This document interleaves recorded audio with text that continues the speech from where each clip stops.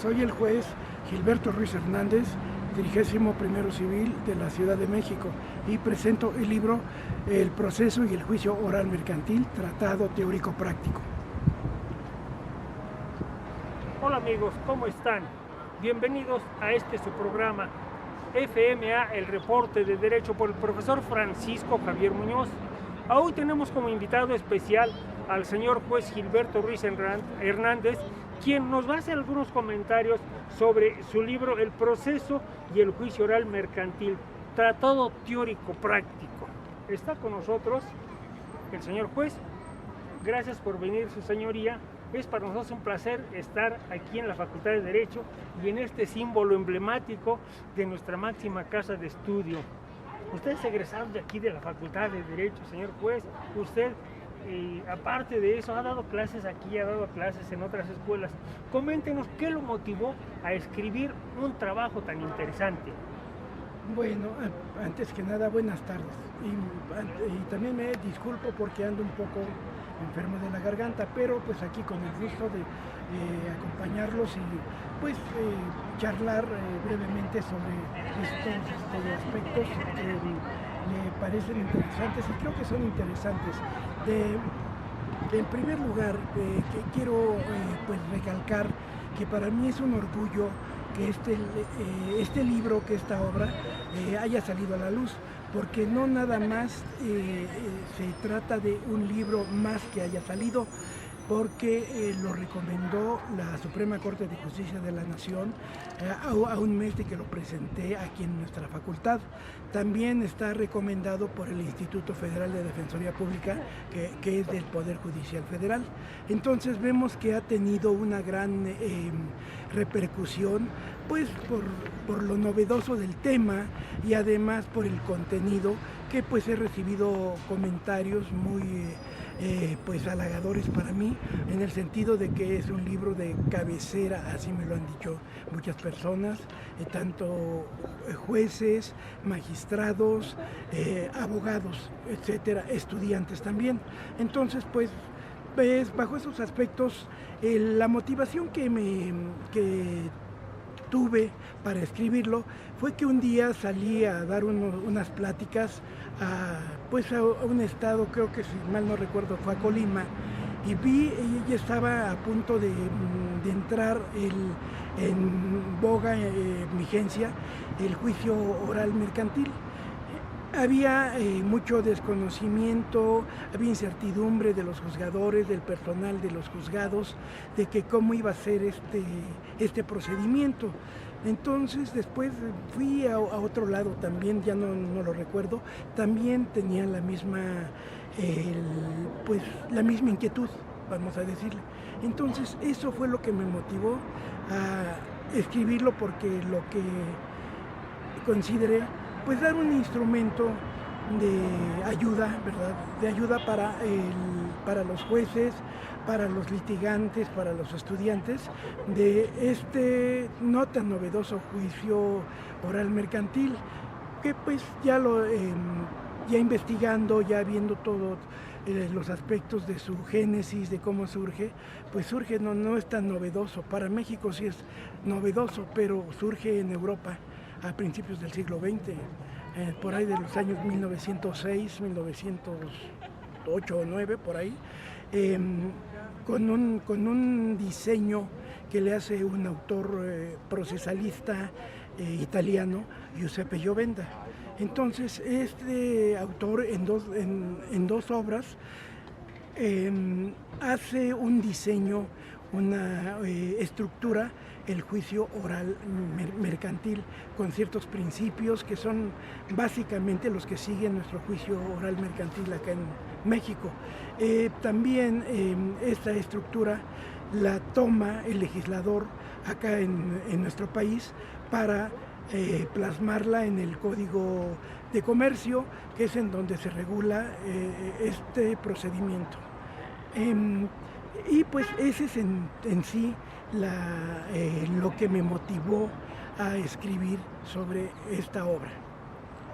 Su señoría, es un libro muy interesante, ya lo hemos leído, ya lo hemos estudiado, vemos que es un libro de consulta también para estudiantes y para profesores de esta casa de estudios de la Facultad de Derecho de la Universidad Nacional Autónoma de México. Vemos que tienen un gran contenido de material y de investigación, así como también cita demasiadas fuentes bibliográficas. Pero el juicio oral civil, anteriormente, pues en el Código de Procedimientos Civiles para el Distrito Federal, ahora Ciudad de México, ya existía en la justicia de paz, anteriormente, desde que eran los juzgados mixtos de paz, ¿sí? Que era materia penal y materia civil. Después dejan de ser juzgados mixtos de paz para ser juzgados de paz en materia civil. Ahí se regulaba. Es algo similar a lo que estamos nosotros tratando en la actualidad con este nuevo juicio oral civil y mercantil en la Ciudad de México. Bueno, el punto fundamental desde este aspecto, se toca un punto, la oralidad, juicio hablado, ¿sí? El procedimiento, tanto el juez como los abogados y las partes, pues expresar lo que piden y lo que dicen, pues en forma hablada. Tengo entendido que este juicio pues era un poco más dinámico en el sentido de que incluso en materia civil se podía presentar la demanda en forma oral, en forma verbal, ¿sí? Y de ahí venía el procedimiento. Pues obviamente tiene las características de un procedimiento pues, típico, ¿verdad? Demanda, contestación, pruebas, ¿verdad? Alegato, sentencia. Eso lo tenemos en cualquier procedimiento. Sí. El punto es de que acá, conforme a este juicio, desaparece, quitan el juicio de la justicia de paz y queda pues ya sin haber algún juicio de este tipo. Pero también quiero recalcar algo que es muy interesante. El juicio ordinario también tiene oralidad. Efectivamente. O sea, todos los juicios tienen parte oral y parte escrita. No podemos decir que un juicio sea totalmente hablado o totalmente escrito. Hay partes de etapas del mismo procedimiento que pueden ser, no que pueden ser, que por disposición de la ley son escritas y también por disposición de la ley son orales, ¿sí? Y claro. Sí, bueno. Ese es un aspecto que no debemos de perder de vista. Efectivamente, pero bueno, en sí los juicios no son eminentemente orales, porque se plantea con un escrito de demanda, con un escrito de contestación, ¿sí? Y también a la vez al contestar en su caso la acción reconvencional y las excepciones y defensas. Efectivamente. Pero no es eminentemente oral, sí tiene una parte oral.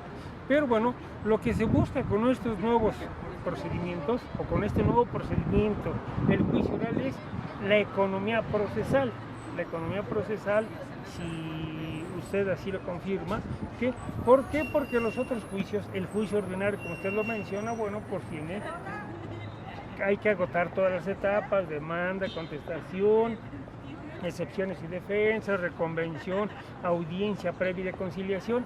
En el juicio oral, ¿contempla audiencia previa y de conciliación? Sí, contempla. Aquí hay algo interesante en este aspecto. En el origen, cuando se da este juicio, lo diseña este autor, Giovenda en Italia, también lo diseña más o menos como está ya estructurado acá en México.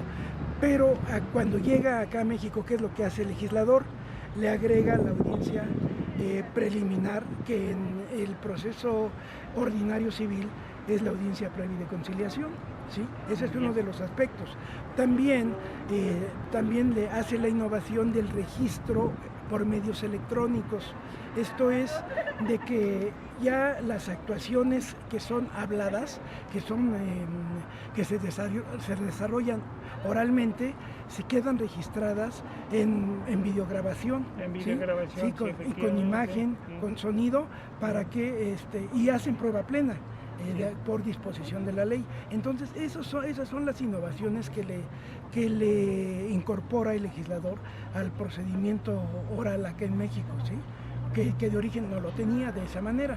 Entonces vemos que el antecedente que vemos aquí pues es la audiencia previa de conciliación en el juicio ordinario civil. Bueno, sí, para nosotros efectivamente es el juicio ordinario civil, como usted lo señala. Acto siguiente, después de la demanda y contestación, bueno, pues es el señalamiento de la audiencia previa de conciliación.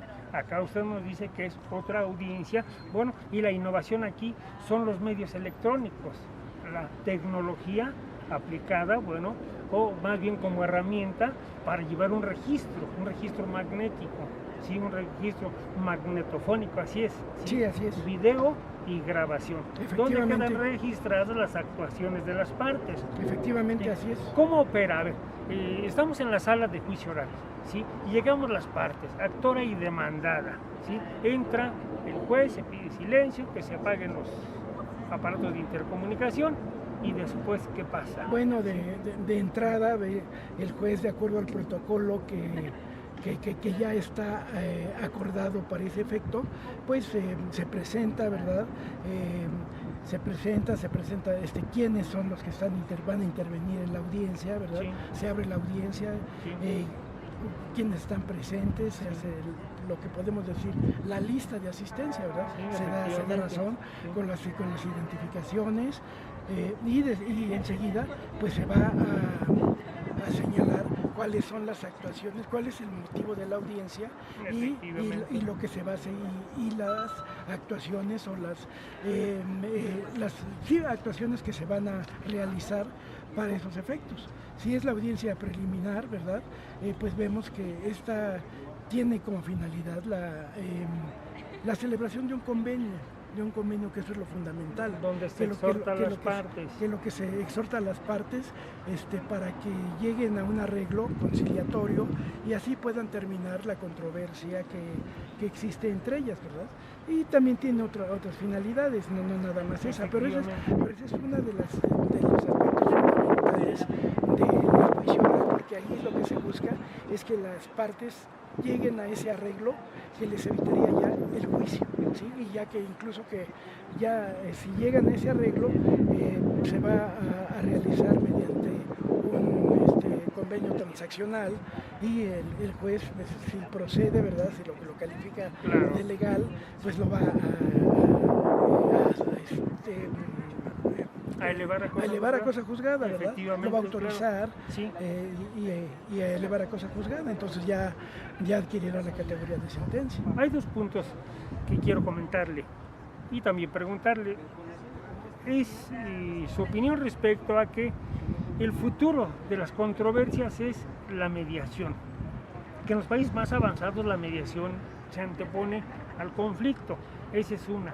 Y la otra, ustedes como funcionarios del tribunal, ¿tienen capacitación para poder exhortar a las partes y buscar amigables composiciones, una mejor solución al conflicto y evitar así entrar a todo un proceso? Sí, claro. Sí, efectivamente. Acá en el Tribunal Superior de Justicia, en mi caso, que soy juez civil de primera instancia, esas actuaciones las lleva a cabo el secretario conciliador, ¿sí? Y es más o menos similar a lo que se realiza en el juicio oral civil y mercantil. Efectivamente, o sea, invitar a las partes, exhortarlas a través de una mediación para que resuelvan su conflicto. Aquí hay una situación un poco más, podemos decir, más característica, porque en el juicio ordinario lo que se hace es tratar de avenir a las partes, y la ley establece que el juez dará alternativas de solución, ¿sí? En cambio, en la mediación no, porque la mediación tiene otro tipo de cómo opere y otros principios, ¿sí? Porque aquí únicamente lo que hay es una persona capacitada, pero para que las partes dialoguen entre ellas, ¿sí? Esa es la diferencia que hay con la conciliación que se da en la vía ordinaria, ¿verdad? Del juicio oral, y lo que del juicio escrito, y lo que es el juicio oral. a través de la oralidad. Vemos que el contenido de su trabajo es muy amplio, señor juez, ¿sí? Y efectivamente nos habla en un primer capítulo de aspectos generales del juicio oral, un concepto, el juicio oral en la doctrina y el juicio oral, la moral y la ética. Son partes bien interesantes, que es el juicio oral, la moral y la ética. En esa parte,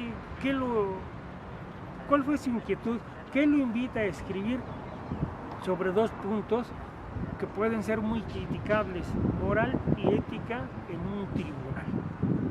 Bueno, aquí, como sabemos, yo creo que cualquier ser humano debe de conducirse con ciertas reglas. Efectivamente. Sí, ciertas reglas. Claro. Ese es un punto fundamental. Sí.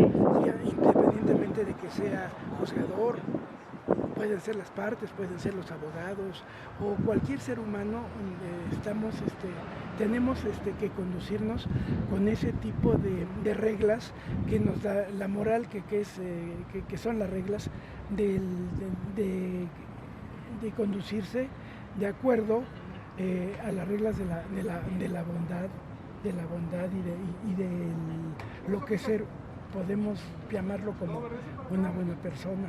¿Sí? Efectivamente, sí, claro. O sea, todos esos aspectos, cualquier ser humano se debe de conducir de esa manera, no porque nos lo impongan, sino porque de acuerdo a nuestra formación, a lo que consideramos, a lo que llamamos los principios que tenemos para guiarnos y para actuar en la vida, pues tenemos que hacerlo bajo ciertos principios de convivencia, de un buen actuar hacia los demás. Sí, ese es un punto fundamental. Y tenemos entonces que la moral es la que da las reglas, la ética es la que aplica esas reglas cuando se actúa. Sí. ¿Sí? Bueno, efectivamente ustedes tienen una normatividad que se llama la ética judicial o la ética del juzgador.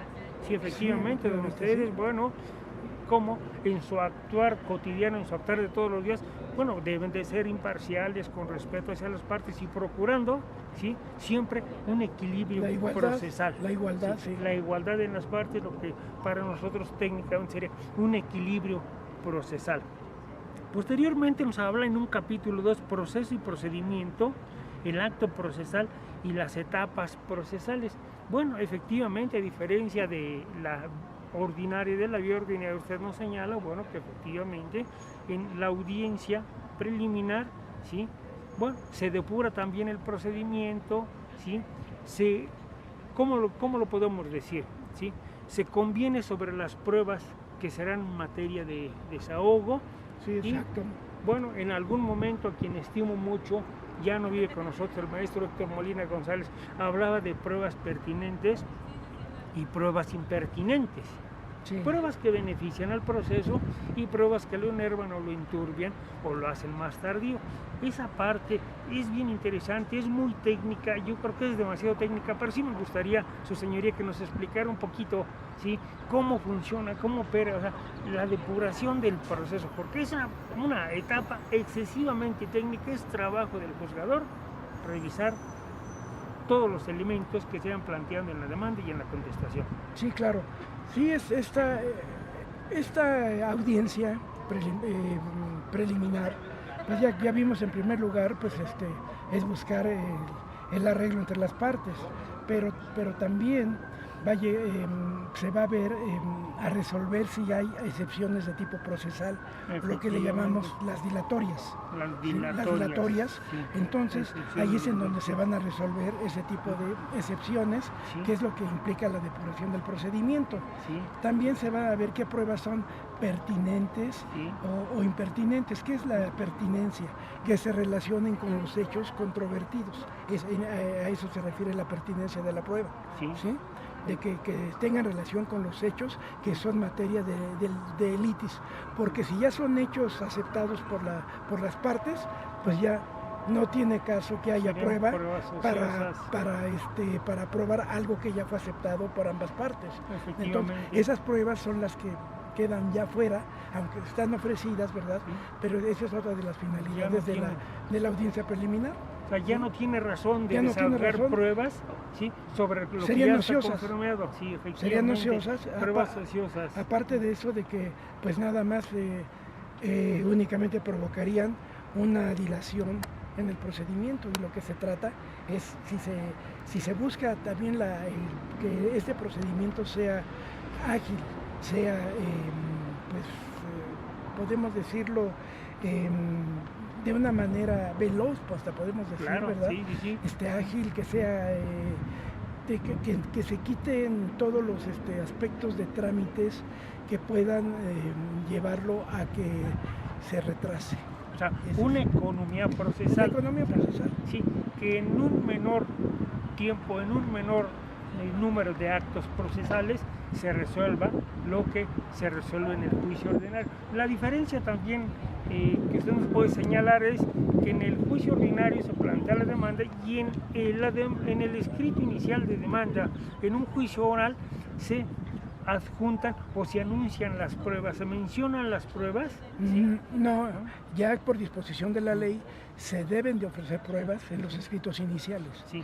¿Verdad? Ya Sí. sea tanto en la demanda, contestación, Sí. sea reconvención igual, ¿verdad? En la demanda reconvencional, en la contestación, e incluso cuando cuando se oponen excepciones y surgen algunas cuestiones que también para la parte contra la que se oponen las excepciones, también es válido ofrecer pruebas. Nuevas ¿verdad? pruebas. Sí, nuevas sí, pruebas. sí, porque Sí. ese es el momento, lo que se le denomina en la doctrina la etapa postulatoria. Sí, efectivamente. O sea, a ver, yo presento mi escrito de demanda, hago mi narración de hechos y posteriormente presento un capítulo de pruebas. Desde este momento ofrezco como prueba la confesional, la testimonial, la documental, la prueba pericial y todas las pruebas que nos permita nuestra legislación procesal. Así es. Efectivamente. Sí. Bueno. Sí, nada, la única limitante es de que no se aceptan pruebas que vayan contra el derecho o la moral. A la moral o al derecho. Nada más. Efectivamente. De ahí en fuera, todas las pruebas Sí. que se permiten legalmente. Que nos permite el Código de Procedimientos Civiles.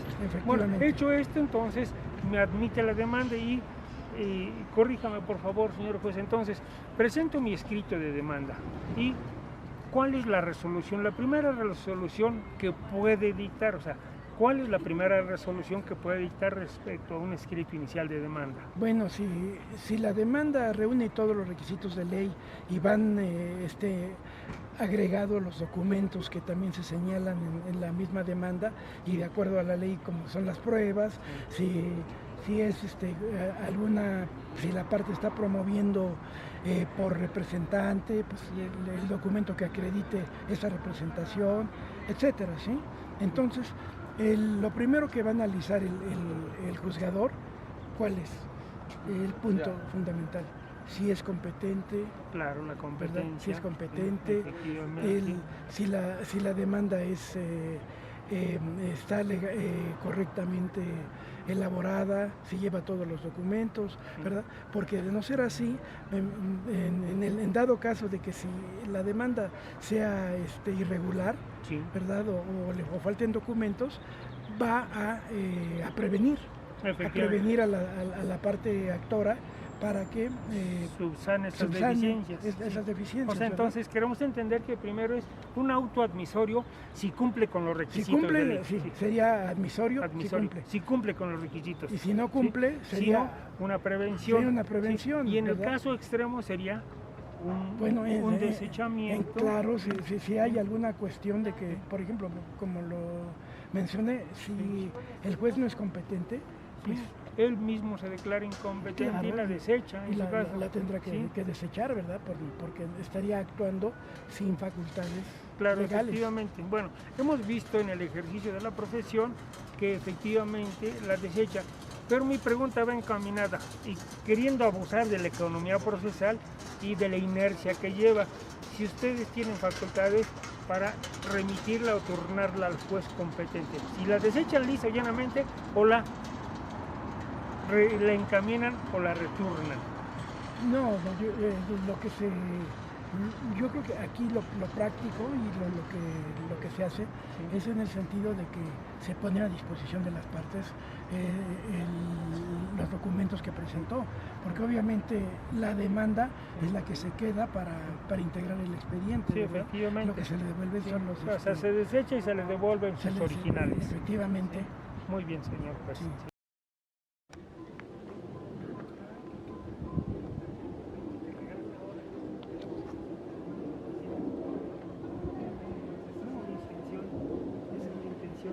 Mira, también ya un viejo lobo de mar aquí. Entonces estamos Sí, ahí, qué bueno. todavía tenemos algunas observaciones, ¿sí? Y bueno, pues revisando el libro, ¿sí? Revisando tu libro, tu publicación, a mí se me hace muy interesante porque nos llevas de la mano, ¿sí? A través de la lectura de lo que es el proceso y el juicio oral en materia mercantil. O sea, desde conceptos, desde el planteamiento de la demanda, en la etapa del juicio, ¿sí? En el capítulo de pruebas correspondiente, ¿sí? En su momento, nos hablas de una parte bien interesante que son los principios y los presupuestos procesales. Esa es la parte técnica, yo creo que es la más difícil de que entendamos el público en general, los estudiantes del derecho, algunos académicos también, ¿sí? ¿Qué son los principios? Primero, por un lado, los principios y después, por otro, ¿qué son los presupuestos procesales? ¿Qué debemos de entender por principios y a qué se refiere? Bueno, pues los principios son las ideas fundamentales que rigen al proceso, ¿sí? Que son los aspectos de las bases, podemos decir las bases que rigen al proceso, por eso se llaman principios. Sí, o sea, tenemos principios procesales, por ejemplo, la oralidad, que ya no las mencionaste, que es precisamente donde las partes a través, podemos decir así, de la locución, a través de la voz, a través del habla, ¿sí? ¿Sí? Exponen sus argumentos. Es muy importante decir qué exponen ellos, el argumento por el cual creen tener la razón. Bueno, no hay que olvidar que uno de los puntos fundamentales es que los argumentos de litis se dan por escrito. ¿Sí? Muy bien, efectivamente. Se dan por escrito. Sí. Esta parte siempre va a ir por escrito. Después del planteamiento de la litis, pues ya nada más será todo puro trámite de procedimientos, ¿sí? Sí, entonces los aspectos fundamentales de la litis serán siempre en forma escrita. Sí, ¿sí? Efectivamente. Y aquí viene recordamos el aspecto que habíamos dicho al principio de nuestra charla, sí, que en la justicia de paz sí se podía. Sí, había conforme a la ley, había la posibilidad de plantear la demanda en forma oral o escrita, era indistinto. Sí, efectivamente. Ahí se permitía, pero aquí no. Aquí sí ya tiene que ser por escrito, por disposición legal. Sí, bueno, efectivamente, porque además, tomando en consideración quiénes son los litigantes, bueno, el actor contra el demandado, y en la mayoría de las veces, pues ellos no conocen cómo se plantea una demanda, cómo se redacta una demanda, ¿sí? Y mucho menos, pues la van a ir a dictar.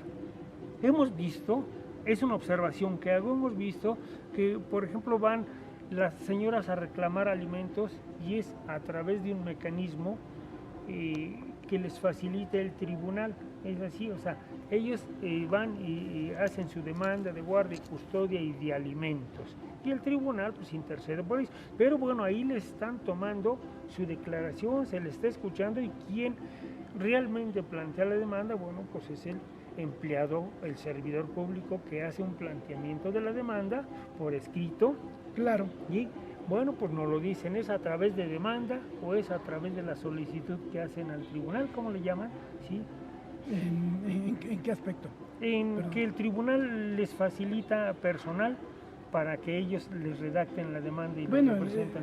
hay una defensoría de oficio. De oficio, efectivamente. Hay una sí, defensoría sí, de oficio sí. que es a donde se canalizan, ¿verdad? A esas personas que pues normalmente carecen de recursos para pagar abogados Sí, sí, y pues es un servicio que está prestando el Estado el propiamente. Estado, sí, el Estado. El Estado, Sí, bueno, podemos entonces decirlo. ahí podemos volver, o sea, confirmamos de nueva cuenta que es el planteamiento de la demanda por escrito, porque nos dice que en la materia civil, sí, y en la materia laboral también puede ser.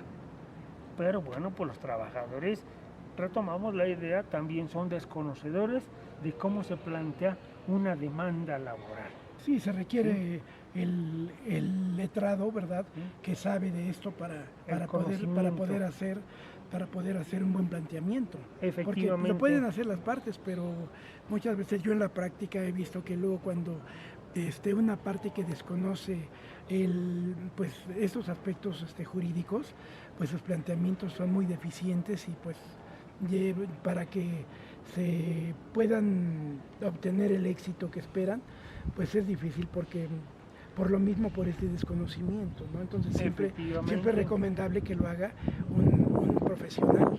Bueno, pues aquí la recomendación sería que nosotros los litigantes estudiemos más para hacer un buen planteamiento. Ah, claro, Sí, porque sí, además efectivamente, volvemos sí, al aspecto de la ética. sí, efectivamente. ¿Ustedes como juzgadores purgan vicios en la demanda o en la contestación? Bueno, eso de purgar vicios, lo único que se hace en la demanda es la prevención. La prevención. Ya en la contestación ya no se puede porque hay un aspecto muy fundamental para la actuación del juez, Sí. que no se puede, ¿cómo podemos decir, suplir la materia de la queja. Efectivamente. ¿Sí? No, el juez está impedido. Impedido. Porque ya implicaría no tratar con ese equilibrio a las partes, con igualdad, con imparcialidad. Con imparcialidad, sí. Efectivamente. Bueno, hay un precepto en el Código de Procedimientos Civiles donde faculta al juez a ofrecer pruebas. ¿Sí? El juzgador tiene facultades también de ofrecer pruebas o para mejor proveer. ¿Cuál es de las dos? O sea, solicitar otras actuaciones o el desahogo de otras pruebas, ¿sí? Para mejor proveer. Bueno, aquí hay un punto que sí es una línea muy delgada entre lo que es la facultad para mejor proveer y la oficiosidad. Efectivamente, sí. Porque si fuera oficiosidad, bueno, el juez estaría obligado a hacerlo. Efectivamente. ¿Sí? Para mejor proveer es potestativo del juez. No es una obligación del juez, un deber del juez pues ejercer esas facultades. Bueno, lo que pasa es que nuestra legislación procesal civil de la Ciudad de México y la mayoría de los tratadistas, Ovalle Favela, el doctor Carlos Arellano García, Carrasco Soule, entre otros, ¿qué hacen o qué nos señalan? ¿Sí? Rodolfo Bucio Estrada, nos dicen que hay un capítulo donde dice poderes del juez en materia de prueba. Eso es bien difícil de entender para nosotros los litigantes, los estudiantes del derecho o estudiosos del derecho, y mucho más para el alumnado. Y bueno, pues muchos no comulgan porque dicen, entre esa delgada línea, el tribunal está beneficiando a la parte A o a la parte B. O sea, así literalmente se señala poderes del juez en materia de prueba. Pues esto, a mi modo de ver, es sobre las pruebas ofrecidas. ¿Sí? Sobre las pruebas ofrecidas, realizar alguna diligencia, pero es ya sobre lo que existe, no sobre lo que las partes no han aportado. Porque entonces ya sería oficioso. ¿Sí? Bueno, es esa línea tan delgada que yo recalqué y que me comentas que también otros autores están también sobre esa misma idea. Efectivamente. ¿Sí? Yo creo que el juez en ese punto debería tener más facultades, más oportunidades por la siguiente razón.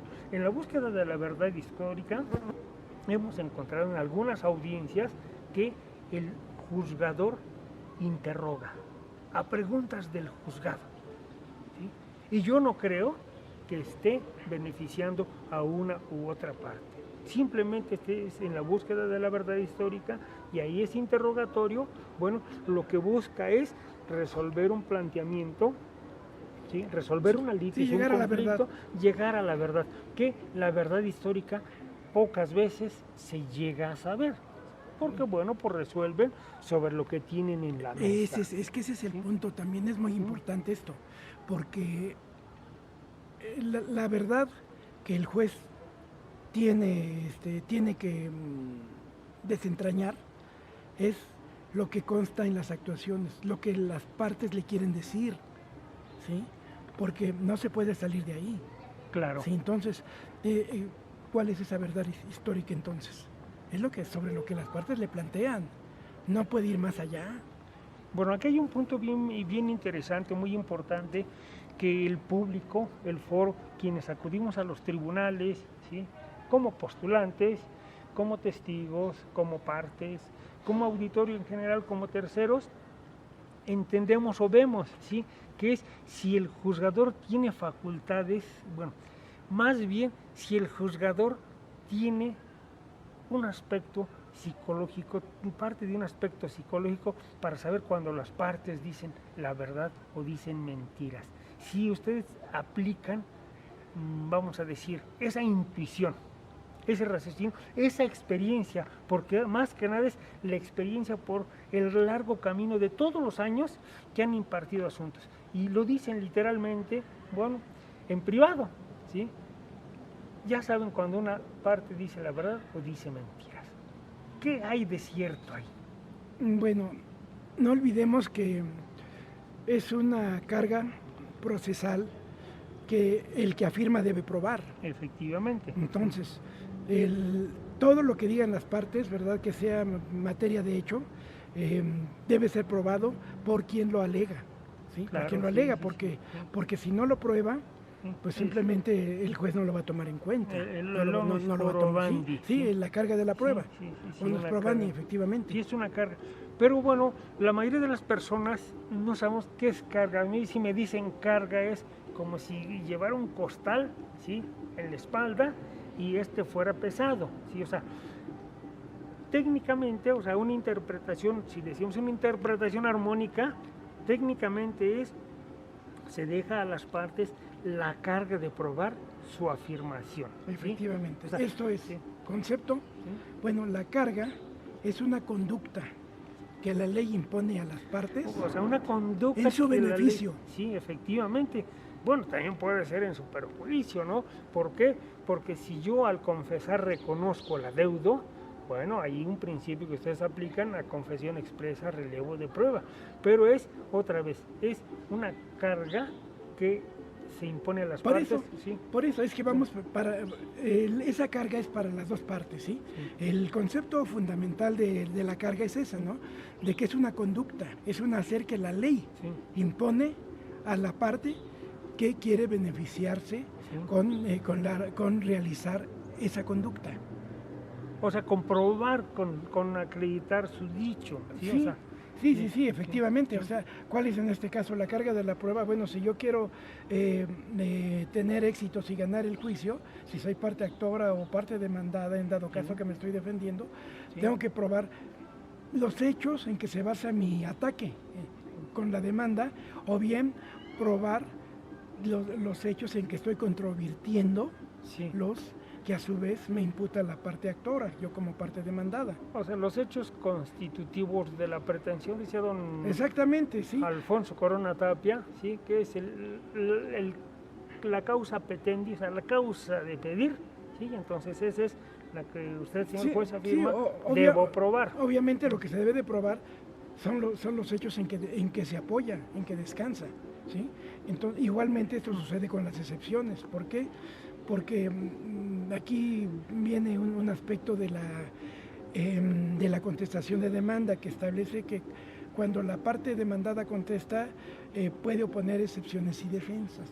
Efectivamente, pero bueno, son dos conceptos diferentes. Pero señor juez, ya entonces entró en un aspecto técnico que no todo el público lo conocemos.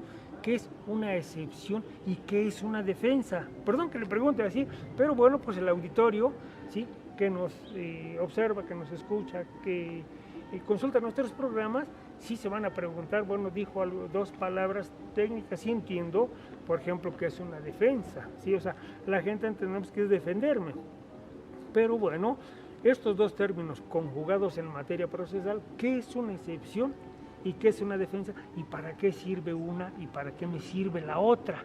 Bueno, ambas en un aspecto general, pues son defensas que pone la parte demandada para que no se le condene en dado caso, ¿sí? Pero tiene distinción en el sentido de que la defensa es la simple negativa, ¿sí? Entonces la simple negativa no necesita ser probada. Efectivamente. Se arroja, entonces tú eres el que estás afirmando algo en mi contra, yo lo niego. Lo que decimos, la inversión de la inversión, carga, sí, exactamente. De la prueba. Entonces yo no tengo que probar una negación. Sí. ¿Por qué? Porque con un aspecto lógico, claro, no puedo probar un no. No, efectivamente, o sea, no los hechos negativos no se pueden probar. Entonces, sí, por eso la carga de la prueba pasa al contrario, sí, para que es el quien me le está imputando los hechos. ¿Quién hace la imputación? ¿En qué hace? Yo los estoy negando. Efectivamente. La parte contraria es la que debe de acreditar que yo, como parte demandada, realice esos hechos que me imputan. Por ejemplo, si tuviera un adeudo, no se le puede imputar, bueno, en el caso que me dijeron, si lo niego, no puedo probar que estoy en Acapulco, en la playa, con un coco bien frío, pero sí puedo probar que estamos aquí teniendo una buena charla muy amena, discutiendo puntos para un estimado auditorio, ¿sí?, que van a estar deseosos de saber, de descubrir lo que nosotros estamos comentando. Entonces me dice, las excepciones atacan al proceso, son de carácter dilatorio. Aquí hay que ver. Primeramente, vamos al concepto de lo que es la excepción. La excepción, ¿sí, verdad? La excepción, podemos decirlo así en términos generales, es un argumento que la parte demandada utiliza, sí, para defenderse, pero sí, mediante como ese argumento a que tiende a excluir, a enervar, a dilatar, sí, o a hacer que perezca la acción. Efectivamente. ¿Sí? Tiene ciertas connotaciones. Efectivamente. ¿Sí? O sea, y de ahí viene, en este caso, ¿verdad?, la clasificación de excepciones dilatorias y perentorias. Muy ¿sí? bien. ¿Por qué? Porque las dilatorias son procesales, y únicamente tienden a retardar el ejercicio de la acción, porque si esa excepción resulta procedente, lo único que hace es que se retrase la parte de fondo de la demanda, ¿verdad?, para que se pueda resolver sobre el fondo de la demanda. Sí, vamos a ver un punto, una dilatoria, sí, una incompetencia del juez. Una incompetencia del juez. Yo no puedo, es dilatoria, ¿por qué?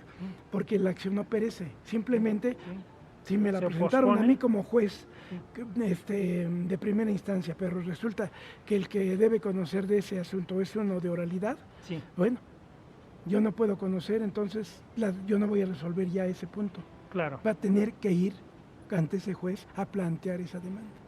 Por eso bien, entonces está dilatando, sí, dilatando el ejercicio de la acción. El ejercicio de la función jurisdiccional, sí, que no resuelva sobre ese asunto. Exactamente, porque, bueno, pues, y la excepción perentoria, esa va sobre el fondo. Es completamente, sobre el fondo. Son las que conocemos como defensas. ¿No? Bueno, todas son defensas en un aspecto general. Sí, en un aspecto general, todas son defensas, pero ya técnicamente vemos que la defensa como tal implica una negativa. Una negativa nada más, y ahí no estoy obligado a probar, o sea, no estoy obligado a satisfacer la carga de la prueba. Sí. Pero entonces se revierte esa carga para quien sí está afirmando, me está imputando hechos que son los que tiene que probar. Bueno, yo ya dije no, pruébamelo. Sí. Entonces entendemos que las excepciones se dividen en dilatorias y perentorias, y las perentorias son las que destruyen el ejercicio de la elección, o sea, las que van sobre el fondo ya del problema, de la controversia. Efectivamente, ¿sí? Y, por ejemplo, pudiera ser el pago como excepción de fondo. Ah, claro. ¿Sí? Sí, o sea, claro. Porque pues ahí reclama el pago y se opone la excepción de fondo y dice, efectivamente, pero ya pagué y aquí ofrezco mis constancias. Entonces el tribunal, ¿sí?, da vista a la contraria, y en su caso, si habrá materia de desahogo de alguna prueba, ¿sí lo harán? Ah, claro, ¿sí? Claro, porque en el momento que se plantea la litis, una de las partes, la parte actora, va a alegar que le debe. Sí. La parte demandada va a decir, ya pagué. Efectivamente. Entonces, iba a oponer las excepciones que considere, iban a ofrecer las pruebas que consideren. Sí. Estas pruebas se van a desahogar en una audiencia de desahogo de pruebas. ¿Sí? Que son para eso, que esa audiencia es precisamente para eso. Sí. Sí. Bueno, hemos visto que en la justicia oral, en la oralidad, ¿sí?, en los tribunales de la Ciudad de México, sí, efectivamente, una vez que se desahogan las pruebas, tiende a dictar la sentencia. En ese momento tiene la obligación de dictar la sentencia, o puede tomarse un plazo prudente para resolver. Bueno, anteriormente hubo una reforma, la última reforma que hubo en el 2017, en enero de 2017, sí, fue publicada. Esa reforma quita ese tiempo que tenía el juez para dictar sentencia. Eran 10 días después de que se terminaba la audiencia de pruebas y alegatos. Sí. Ahora la ley cambió en ese aspecto, y que deberá dictarla dentro de esa audiencia, ¿verdad? Pero obviamente sabemos de que, pues, como toda obra humana, aquí requiere un estudio. Efectivamente, sí, porque sería imposible que después de que se desahoguen todas las pruebas que después resolviera sobre la rodilla el juez. Sí, tiene que estudiar, efectivamente, tiene que consultar jurisprudencia, tiene que reflexionar, tiene que analizar los planteamientos de las partes y las pruebas que se desahogaron, claro. ¿Sí? Y entonces queremos decir que es si convencimos al juez, bueno, desde el punto técnico, si la parte actora o la parte demandada convenció al juez con sus argumentos para que resuelva en la forma en que así lo quieren. Señor juez, vemos que dentro del índice del contenido del libro, que a mí se me hace un excelente libro porque lo he estado leyendo, no es un libro para leerse en un ratito, en 2 o 3 horas, es un libro, como bien lo dijo en un principio, es un libro de consulta, es un libro de cabecera que todos los litigantes, todos los abogados, los estudiantes y los profesores lo debemos de tener en nuestra biblioteca para consulta. Hay 2 temas bien importantes, 2 temas muy importantes que son pruebas fundamentales sobre las que quiero que nos ilustre al auditorio, que nos conteste qué es, por un lado, primero, la prueba de confesión y en qué consiste, y después, qué es la prueba de testigo. Bueno, la prueba de confesión, sufrió una modificación a partir de la reforma del año 2017, de enero de 2017, al Código de Comercio, sí, porque anterior a esa reforma, esta prueba se desahogaba igual en similares términos de la prueba de confesión a la que estamos acostumbrados en el procedimiento civil, mediante la articulación de posiciones, sí, ¿sí? Pero ahora, con la reforma, cambia esa forma de desahogo de prueba, y es ahora mediante un interrogatorio libre, ¿sí? Que se puede hacer en forma libre por la parte que ofrece la prueba, ¿sí? Y únicamente, ¿cuál es la limitante? Que se relacione con los hechos controvertidos, ¿sí? Que se relacione con esos hechos controvertidos. Entonces se va a hacer esa prueba de esa forma mediante preguntas, ¿sí? Mediante preguntas, un interrogatorio directo, Sí, es un directo. interrogatorio. Sí, claro. Bueno, quiero comentarle una inquietud que surge en el auditorio. Es un interrogatorio directo y libre, pero bueno, algunas se llaman posiciones así al interrogatorio, a las preguntas No, que ya se no, hacen, ya ya no. no son posiciones. Las posiciones eran de acuerdo al desahogo anterior, Al desahogo, pero ahora con la reforma, sí. ahora es interrogatorio, Ahora es porque son preguntas. interrogatorio. Sí, la posición, ¿qué es lo que quiere decir? Es una imputación Sí. que se hace en forma directa a la parte contraria sobre hechos que se le están atribuyendo, sobre la comisión de hechos o abstenciones. Eso sería la posición. ¿Sí? En cambio, aquí la pregunta, como su nombre lo dice, es una interrogación que se le hace respecto de la comisión de hechos. ¿De hechos propios? De hechos, obviamente tienen que ser de hechos propios. Entonces, ¿habrá alguna fórmula para preguntar, para interrogar? ¿Cómo se hace? A ver, ¿cómo se hace? Bueno, ¿Cómo se plantea una pregunta? Bueno, en este caso no hay formalidad en ese sentido. O sea, únicamente que la pregunta sea orientada o se oriente a lo que se quiere probar, ¿sí? Para lo que la parte que hace la pregunta es como un ejemplo muy burdo. Estamos aquí en nuestra facultad. Una persona que llega y desconoce en dónde está el área de seminarios. Sí. Va a preguntar, ¿verdad?, a la persona que vea en dónde se encuentra, ¿verdad? Oiga, ¿en dónde cómo me puedo ir para ir a tal lugar o dónde está tal lugar? ¿Cómo encuentro el área de seminarios? Es algo similar. ¿Dónde encuentro el seminario de derecho es algo similar, es algo similar, porque digo, aquí cuál es el punto fundamental de que se relacione con los hechos, materia de la controversia. Efectivamente. Ese es el punto fundamental. Ese es en la prueba, cuando se ofrece la prueba de confesión. Y cuando se ofrece la prueba de testigos, ¿qué se les pregunta a los testigos? ¿Los testigos quiénes son? Bueno, los testigos son terceros, ¿verdad? Que no, terceros, les podemos decir terceros ajenos a la relación procesal, ¿sí? Pero que de alguna manera con su intervención auxilian al juzgador y obviamente para que la controversia pueda ser resuelta. Porque incluso aquí hay un punto fundamental, el testigo no debe de carecer de interés directo en el resultado de la controversia, ¿sí? O sea, de lo que las partes persiguen, porque si no ya se estaría hablando de un testigo pues ya parcial. No, dejaría de ser testigo entonces ya no podría, y le tocarían pues hasta cierto punto lo que se llaman las tachas a testigos, que son aspectos aspectos personales, ¿verdad?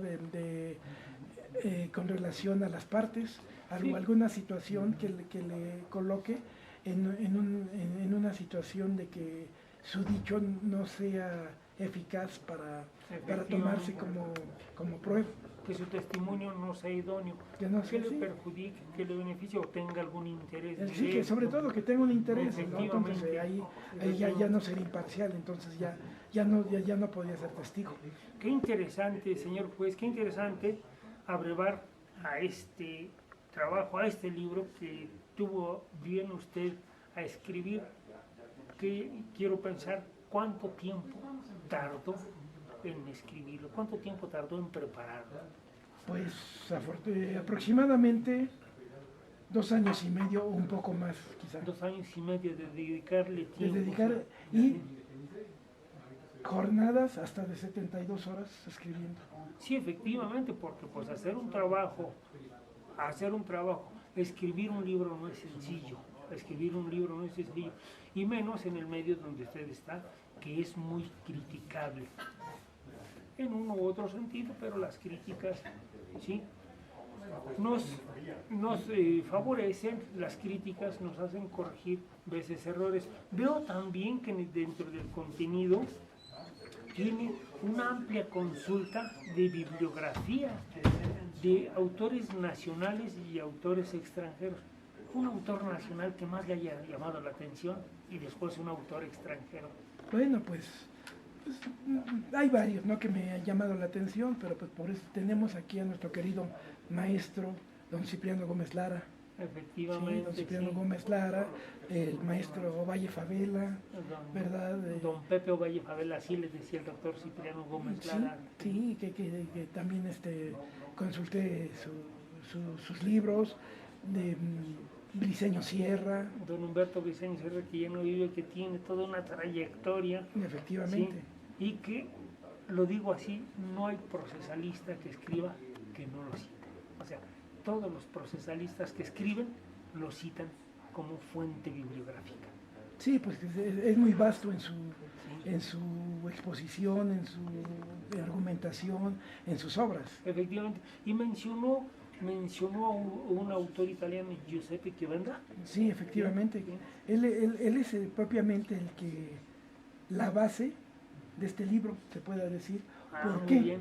Porque hay un punto fundamental, como lo mencioné al inicio de la charla, Sí.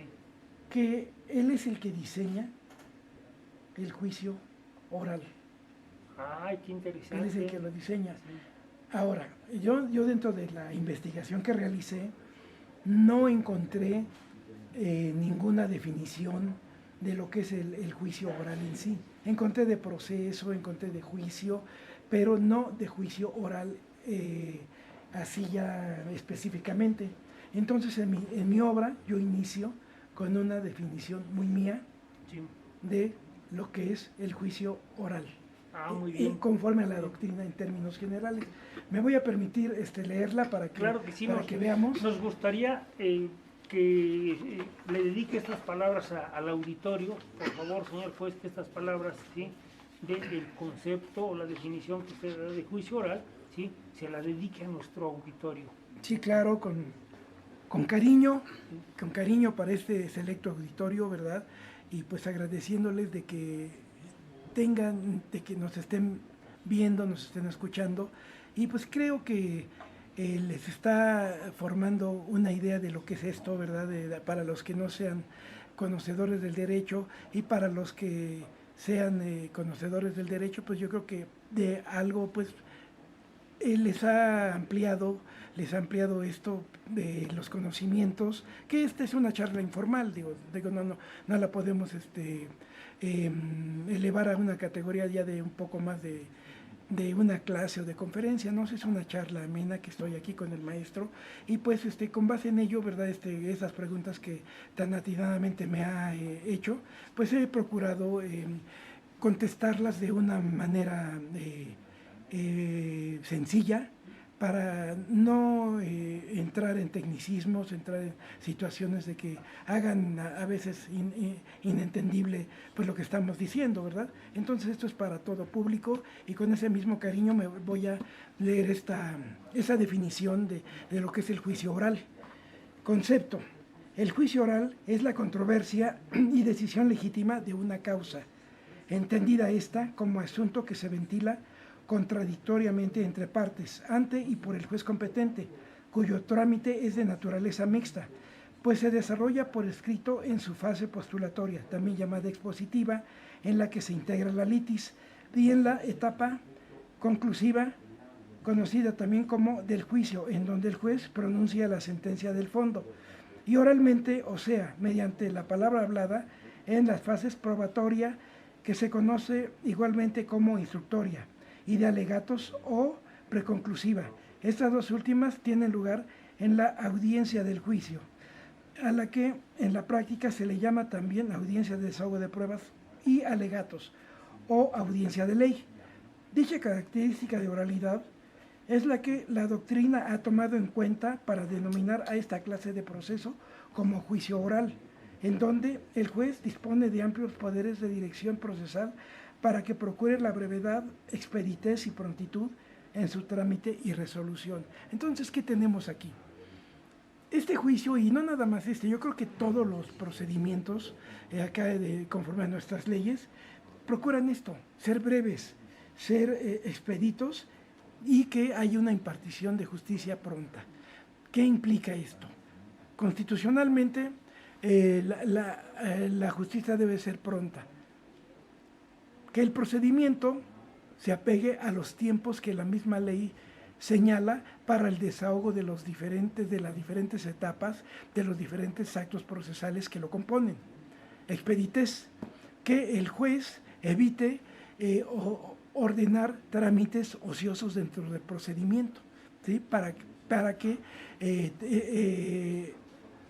esa situación evite que se retrase el procedimiento con trámites ociosos. Este es el punto, ¿sí? Entonces, incluso aquí damos enseguida, en el párrafo siguiente de esta definición, damos la explicación de nuestra definición, diciendo que esta definición la establecemos conforme al significado que el diccionario de Joaquín Escriche da al vocablo juicio, a la connotación contenida en lo que interesa en el diccionario de la lengua española respecto del vocablo oral, y a lo que Giuseppe Giovenda considera sobre el particular, como se verá más adelante, así como a lo que refiere Eduardo Pallares con relación al significado del vocablo causa, pues afirma que la palabra causa significa lo mismo que litigio, o sea, el conflicto de intereses que existe entre dos o más personas y que tiene trascendencia jurídica. Pero es necesario además que el litigio sea sometido a la decisión de los tribunales para que se convierta en una causa. Bueno. Excelente, maestro, excelente, me da mucho gusto. Bueno, agradecer tu presencia en este foro, agradecer tu presencia y comunicarle al auditorio que tu libro vale la pena consultarlo, vale la pena tenerlo en nuestras bibliotecas. Aparte de que tiene una excelente presentación, el contenido es tan nutrido, el contenido es tan bueno que nos servirá a nosotros de guía a los litigantes para llevar a buen fin, a buen cauce todos los planteamientos, todas las demandas que llevemos al tribunal. Agradecemos a su señoría el licenciado Gilberto Ruiz Hernández, juez 31º de lo civil del Tribunal Superior de Justicia de la Ciudad de México. Me despido de ustedes en su programa, querido auditorio, FMA, el reporte de derecho por Francisco Javier Muñoz.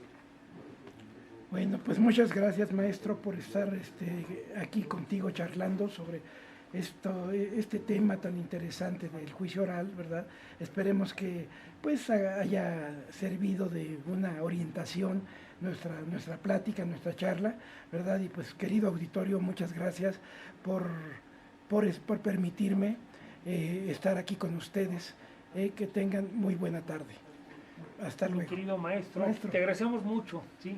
Esperamos en una próxima charla. Con todo gusto, maestro. Gracias, querido auditorio.